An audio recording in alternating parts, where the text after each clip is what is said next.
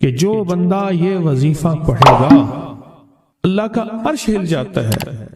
لا علاج بیماریاں ہوں، دکھ ہوں، غم ہوں، قرضے ہوں، مصیبتیں ہوں، ناکامیاں ہوں اور پریشانیاں ہوں اور ایسے حالات کہ جو انسان کہے کہ بس سب تو موت ہی ہے، اس کے علاوہ کوئی راستہ نہیں، کوئی ایسی پریشانی ہو، اللہ کا نظام ہے کہ اس پہ وہ ملتا ہے جو ایمان انسان گمان نہیں کر سکتا، سوچ نہیں سکتا.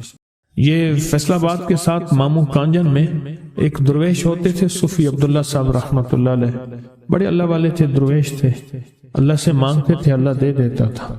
تو مجھے ان کے ایک شاگرد نے بتایا، اردو بازار لاہور میں ہوتے تھے، کہنے لگے کہ میں ایک دفعہ گیا تو مجھ سے فرمانے لگے کہ میرے سارے کے سارے طالب علم استاد جمع ہو کے آ گئے کہ ہمارے جو ہے وہ ہمارے راشن نہیں، کھانا پینا کچھ نہیں، تنخواہیں نہیں ملی، سب چیز ختم ہو چکی ہے، تو اب ہمیں اجازت دے دیں، آپ کے پاس تو ہے نہیں.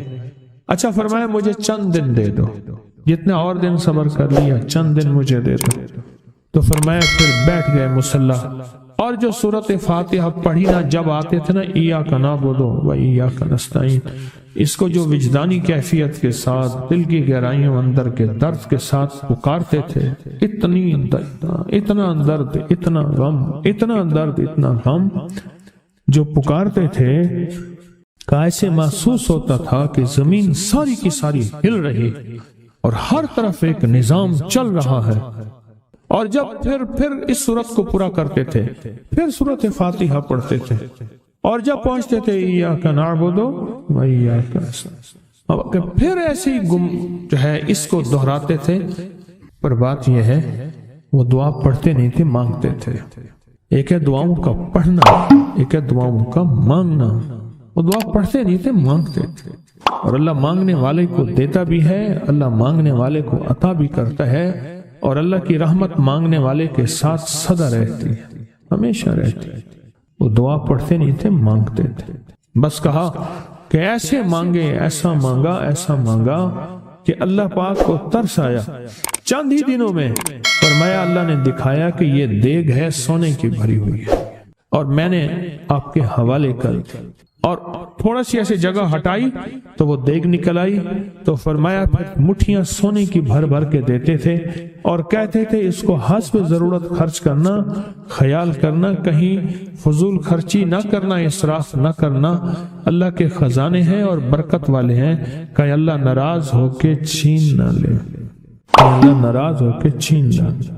مجھے ایک صاحب کہنے لگے کوئی ایسا عمل بتائیں، کوئی ایسا عمل بتائیں کہ میں چاہتا ہوں میری 7 نسلوں میں رزق ختم نہ ہو، جو مہنگائی اور حالات اور پریشانیاں میں دیکھ رہا ہوں.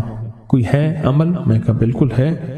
میں نے کہا روزانہ 40 منٹ بیٹھ، 40 منٹ صبح دوپہر شام، جو تیری تنہائی کا وقت ہو، کہ یا اللہ دنیا میں ایسی جگہ کوئی کہیں ہوتی، اکیلے بیٹھے رہتے یاد تیری دل نشیں ہوتی، اکیلے بیٹھے رہتے یاد تیری دل نشیں ہوتی. 40 منٹ کوئی ایسا بیٹھ 40 منٹ اس انداز سے مصلی پہ، کہیں بستر میں، کہیں ایسی جگہ جہاں سوئے نہیں، اور بس صرف ایک بار سورۃ فاتحہ پڑھا، اور اس کے بعد ایاک نعبد و ایاک نستعین کو دوہرا. جاگ رہے ہیں، دیکھتے رہیں، مجھے دیکھتے رہیں، میں آپ کو دیکھتا رہوں. آپ اللہ کے اور اس کے حبیب کے مہمان ہیں، آپ کو دیکھنا بھی ثواب ہے، آپ کو دیکھنا بھی ثواب. تو میں نے اسے عرض کیا کہ بس اس کو وجدان سے پڑھو، ایسے پڑھ کے رونگٹے کھڑے ہو جائیں، آنسو بہنے لگ جائیں، دل کے اندر کا درد اور دل کا اندر کا غم اور اللہ کے سامنے حاضری، استحضار، اور یہ کیفیتیں تیری ہوں کہ بس اس کے علاوہ کوئی مجھے یاد نہ رہے. اس درد سے پڑھو 40 منٹ. 40 کے عدد کے ساتھ کائنات کے رازوں کا بڑا تعلق ہے. 40 کا جو عدد ہوتا ہے، بس 40 کے عدد کے ساتھ پڑھ، اور بہت توجہ سے پڑھ، اور بہت دھیان سے پڑھ، روز پڑھ. مجھ سے کہنے لگا کتنے دن پڑھوں؟ تو میں نے اس سے کہا مجھ سے یہ دن نہ پوچھ، تیرا دل خود بولے گا کہ فیصلے ہو گئے ہیں، بس ختم. دل خود بولے گا. یہ بتائیں کہ پیٹ بھرتے ہوئے کوئی گھنٹی بجتی ہے یا دل خود بولتا ہے کہ پیٹ بھر گیا؟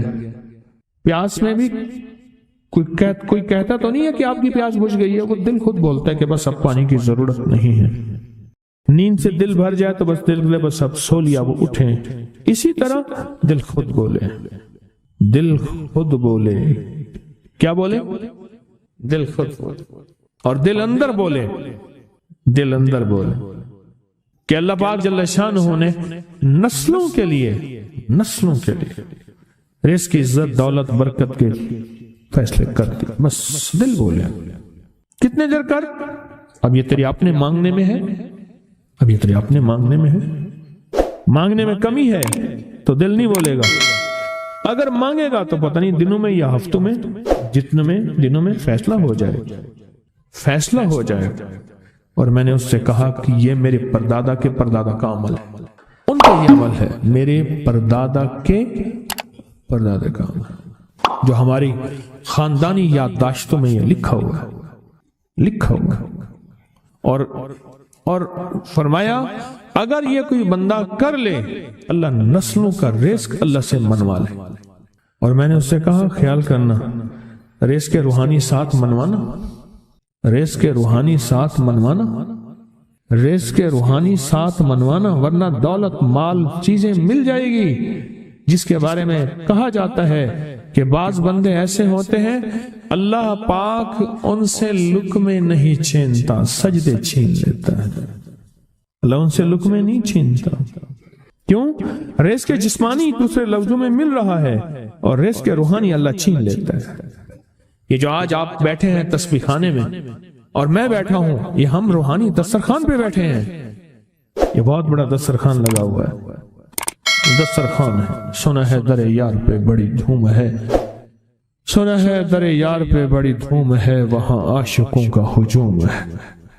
یہ روحانی دسترخوان ہے، میں بھی خود محتاج ہوں، یہ روحانی دسترخوان ہے۔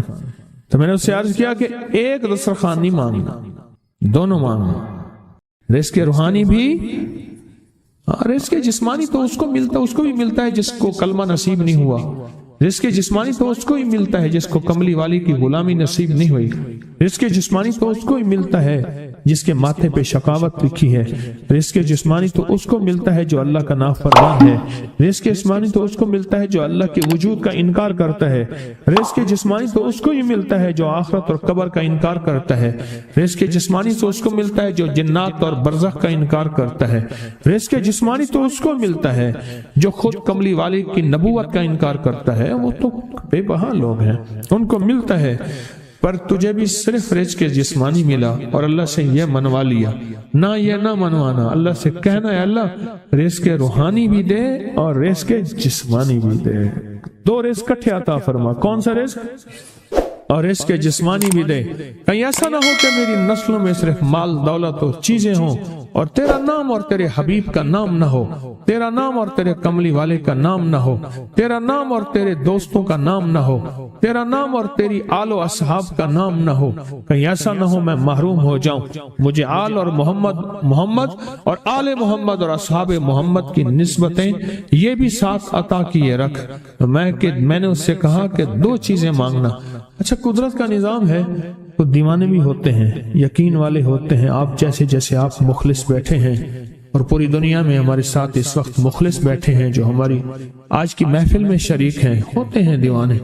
اس نے یقین سے پڑھنا شروع کر دیا، مجھ سے کہنے لگا ایک وقت ایک جگہ ہو بہت بہتر۔ میں نے اس سے کہا، میں نے کہا پھر بھی اگر ایک وقت ایک جگہ میسر نہ بھی ہو تو اگر عمل کسی وقت چوک جائے، عمل کی جگہ چوک جائے، عمل کا وقت چوک جائے، مجبوری میں نہ ہو تو بہتر ہے، پر توجہ نہ چکے، دھیان نہ جائے، استحضار نہ جائے، یقین نہ جائے، اور سچا یقین ہو کہ میرا اللہ خود کہتا ہے یہ مانگنا بھی تو اسی نے دیا ہے نا، اسی نے مانگنا دیا ہے۔ جب اس کریم نے مانگنا ہی خود دیا ہے تو عطا بھی خود کرے گا۔ نہیں خوف نارے جہیم کا کہ کرم ہے مجھ پہ کریم کا، وہ خود عطا کرے گا مجھے، اس نے مانگنا دیا دے گا۔ یقین ہو ایسا ایسا ایسا ایسا اتنا زبردست یقین ہو، اتنا یقین ہو اللہ کے ملنے پہ اور اللہ کے مانگنے پہ، اتنا یقین ہو کہ گمان اور خیال سے بالا تر یقین، بہت زیادہ یقین۔ یاد رکھیے گا میری بات، میری طرف دیکھتے رہیں، یاد رکھیے گا جس کو ملا ہے یقین کی طاقت میں ملا ہے، اور جس سے چھنا ہے بے یقینی نے اس سے سب کچھ چھین لیا، بے یقینی نے اس سے سب کچھ چھین لیا۔ جس کو ملا ہے یقین کی طاقت سے ملا ہے، یقین ہو کہ میں کر رہا ہوں اور اللہ مجھے دے دے گا۔ کہا کہ کیسا یقین ہو؟ کہا جیسے بکری کے تھن دودھ سے بھرے ہوئے اور میں کہوں کہ میرے ہاتھ سے دباؤں گا اور دودھ نکلے گا، اس سے زیادہ یقین۔ اور کہا کس سے زیادہ یقین؟ کہا کہ ایک بڑا نوٹ ہو اور بڑا نوٹ کے اندر جو ہے ایک آنے کی چیز آنی ہے، تو میں کہوں گا اس سے تو اس کی نوٹ کے اندر تو ہزاروں آنے ہیں، اور میں ایک آنے کی چیز، ایک ٹکے کی چیز لوں گا اور میرا کام بن جائے گا۔ اس سے زیادہ یقین ہو، اور اس سے کہیں زیادہ یقین ہو کہ سخت پیاس ہے اور میں پانی کو دیکھوں، اور پانی کو دیکھتے ہی مجھے یقین ہو کہ اس سخت پیاس میں میرا پیاس بجھ جائے گی، پیٹ بھر جائے گا۔ اس سے کہیں زیادہ یقین ہو۔ میں پھر بھی یقین کو نہیں سمجھا سکا، علم بھی محدود ہے، الفاظ بھی میرے پاس محدود ہیں۔ اس سے کہیں زیادہ یقین ہو، اس سے کہیں زیادہ یقین، اور بہت زیادہ یقین، اتنا یقین۔ کیا خیال ہے؟ آپ چاہیں گے اپنی نسلوں کے لیے بخت، رزق، نصیب اور مقدر منوا لیں؟ کیا خیال؟ وہ بڑا کریم ہے۔ میں نے ابھی نہیں بتایا کہ قرآن کا واقعہ سنایا، حضرت موسیٰ اور خضر علیہ السلام کا قرآن کا واقعہ سنایا کہ ان کی 7 نسلوں کا جو ابا تھا نا، وہ 7 نسلوں میں پہلے والا ابا، دادے کے دادے کے دادے کا دادا، وہ نیک تھا، وہ دعائیں مانگتا تھا، وہ اللہ کے ساتھ تعلق میں تھا، اس کا تقوی تھا، وہ اس کی نیکی کا اثر، اس کی نیکی کا اثر، اس کی نیکی کا اثر نسلوں میں منتقل ہوا، نسلوں میں منتقل ہوا۔ پڑھ لیں، مانگ لیں، اللہ سے کر دیں کہ اللہ میرے لیے اور میری نسلوں کے لیے رزق روحانی اور رزق جسمانی کے فیصلے کر دیں، رزق روحانی اور رزق جسمانی کے فیصلے کر دیں۔ شاہ عبد الرحیم تھے شاہ ولی اللہ رحمۃ اللہ علیہ کے والد محترم۔ انہوں نے شاہ ولی اللہ سے کہا بیٹا میں تجھے روحانی مشقیں کرا رہا ہوں، ایک مشق ایک بھی کر لے، اپنے لیے اور اپنی نسلوں کے لیے اللہ سے رزق منوا لے، اللہ سے رزق منوا لے۔ تو پوچھا کہ حضرت میں رزق کیسے منواؤں؟ فرمایا کہ کچھ وقت ایسا نکالا کر، ایسا وقت نکالا کر 2 گھڑی اور 3 گھڑی کا، ایک ساتھ 2 گھڑی اور 3 گھڑی، ایک ساتھ تقریباً 21 منٹ کی ہوتی ہے، تقریباً 21 منٹ کی، 2 ساتیں مل جائیں تو 40 منٹ بنتے ہیں، تو ایک ساتھ 2 ساتھ 3 ساتھ کی گھڑی میں کہ بیٹھ کے نا سورۃ فاتحہ اور اس میں ایاک نعبد و ایاک نستعین کا تکرار اور استحضار کیا کر، اور ایسا کیا کر تیری آنسوں بہیں، تیرا دل روئے، تیری آنکھیں روئیں، تیرے رونگٹے کھڑے ہوں اور رواں اور اس کے اندر سے تیرا پل پل، تیرا من، تیرا جذبہ، تیری سوچیں بولیں، کیا بولے؟ ایاک نعبد و ایاک نستعین۔ ایک میلہ تھا اللہ کے نیک بندوں کا، تو اس میں 70 اولیاء جمع ہوئے، 70 اولیاء جمع ہوئے۔ ہر اللہ کے ولی نے کہا کہ آپ کوئی ایسا وظیفہ بتائیں، ایسی تصویر بتائیں، ایسا ذکر بتائیں جو اللہ کے عرش کو ہلائے اور جو اللہ کی ذات کو متوجہ کر دے، جو اللہ کے تعلق کو نصیب کر دے، کوئی ایسا ذکر، کوئی ایسی تصویر بتائیں۔ فرمایا سب نے بتایا کہ سورۃ فاتحہ ہے، اور اب سب سے پوچھا سورۃ فاتحہ میں کوئی ایسا جز بتائیں جو سورۃ فاتحہ کا دل ہو۔ سورۃ یاسین قرآن کا دل، لیکن سورۃ یاسین کا دل سلام قولا من رب الرحیم۔ ہر سورت کے اندر اللہ پاک نے کچھ نعمتیں، کچھ نقطے رکھے ہیں، تو فرمایا سورۃ فاتحہ کا دل۔ تو میلے میں جتنے بھی اولیاء 70 بیٹھے تھے، سب نے کہا کہ اگر سورۃ فاتحہ کا دل پانا ہے تو وہ صرف کیا ہے؟ ایاک نعبد و ایاک نستعین۔ اس کا مفہوم عام سادہ سے یہ ہے کہ مولا غلامی تیری، در کسی اور کا۔ جب غلام تیرے ہیں، منگتے تیرے ہیں، بھکاری تیرے ہیں، محتاج تیرے ہیں، پھر در بھی تیرا ہے، پھر در بھی تیرا ہے، اور کسی کا در مولا نہیں ہے، پھر در بھی تیرا ہے۔ تیرے در کے ہم محتاج، تیرے بر کے ہم غلام۔ تو میں نے اس سے کہا کہ یہ وظیفہ کر، سارا دن پڑھی ایاک نعبد، اور کام بھی کرتا رہے، وضو بے وضو چلتا بھی رہے، یہ پڑھتا بھی رہے، پڑھتا بھی رہے، پڑھتا بھی رہے، چند دن چند ہفتے یہ عمل کر، بس رات سوتے ہوئے سورۃ فاتحہ پوری کر 40ویں، اور پھر درود پاک پڑھتے پڑھتے سو جا۔ 70 اولیاء نے فرمایا کہ جو بندہ یہ وظیفہ پڑھے گا اللہ کا عرش ہل جاتا ہے، اور فرشتوں میں کوہرام مچ جاتا ہے، اور فرشتوں میں اللہ کے بارگاہ میں فریادیں ہوتی ہیں کہ یا اللہ یہ بندہ ہے اور اس نے یہ عمل کیا ہے، یہ وظیفہ کیا ہے، اور ابھی تک اس کی دعا قبول نہیں ہوئی، یہ مانگا ہے ابھی تک دعا قبول نہیں ہوئی، فرشتوں میں یہ کوہرام مچ جاتا ہے۔ ایک اللہ کے دوست تھے، سوتے سوتے ایک دم اٹھ بیٹھے، اٹھنے کے بعد وجدانی کیفیت کے ساتھ جو ہے یہ وظیفہ پڑھنے لگے۔ تو کسی نے پوچھا کہ حضرت کیا ہوا؟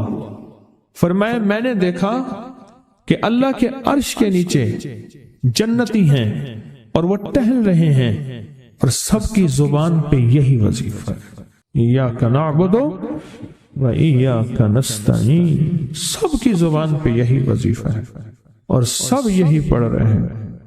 میری ایک درخواست ہے، سورۃ اخلاص 2 تسبیح زندگی کا معمول بنا لیں، اس کو تو کبھی نہ چھوڑیں۔ کیا خیال ہے؟